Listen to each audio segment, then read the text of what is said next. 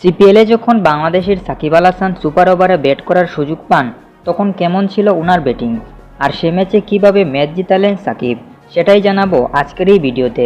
শুরুতে ব্যাট করতে নামেন বিপক্ষ দলের ডেভিড ওয়ার্নার। প্রথম বলেই 4 মারেন ডেভিড ওয়ার্নার।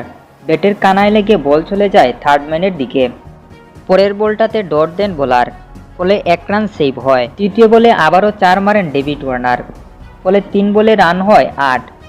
এবার 3 নম্বর বলে ডেভিড ওয়ার্নার আবারও 4 মারেন, ফলে রান পৌঁছায় 12তে। তারপরে সোজাসুজি একটা লম্বা ছক্কা হাঁকান ডেভিড ওয়ার্নার, ফলে রান পৌঁছে যায় 18তে। কিন্তু শেষ বলে আউট হয়ে যান ওয়ার্নার, ফলে জয়ের জন্য প্রয়োজন ছিল 19 রান। ব্যাটিংয়ে নামানো হয় সাকিব আল হাসানকে। সাকিব প্রথম বল ঘুরালেও লাগেনি তার ব্যাটে, ফলে 1 বল ডট হয়। দ্বিতীয় বলে একটা 4 মারেন সাকিব, ফলে 2 বলে 4 রান হয়। 3 নম্বর বলে সাকিব মারেন একটা ছক্কা, রান হয় তখন 10।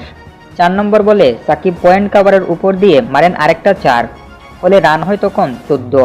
জিততে হলে আরও সেই 5 রান, কিন্তু 5 নম্বর বলে সাকিব লেগ সাইডে মারেন বিশাল এক ছক্কা, ফলে 1 বল হাতে রেখেই জিতে যায় তার দল। তো ভিউয়ার্সরা, এই ছিল ভিডিও। সাকিবের এই ব্যাটিংটা আপনাদের সবার কাছে কেমন লেগেছে তা অবশ্যই কমেন্ট বক্সে লিখে জানাবেন। আর খেলাধুলার সব খবরাখবর পেতে অবশ্যই চ্যানেলটিকে সাবস্ক্রাইব করে রাখবেন। ধন্যবাদ সবাইকে।